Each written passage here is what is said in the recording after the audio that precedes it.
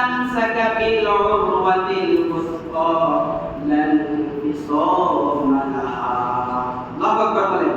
আল্লাহ বলেন তারা হচ্ছে তাগুত, ফামান ইয়াকফুর বিত-তাগুত ওয়া ইউমিন বিল্লাহ, তারা হচ্ছে পৃথিবীর সবচেয়ে বড় তাগুত, তারা হচ্ছে পৃথিবীর সবচেয়ে নিকৃষ্ট মানুষ, যারা কোরআনের আন্দোলনের বিরোধিতা করে, কোরআনের দাওয়াতের বিরোধিতা করে, মসজিদ মাদ্রাসার বিরোধিতা করে, এলাকার মুরব্বিদেরকে সম্মান দেয় না, মা বাবার খেদমত করে না, মানুষের সাথে সৎ আচরণ করে না, তারা হচ্ছে তাগুত।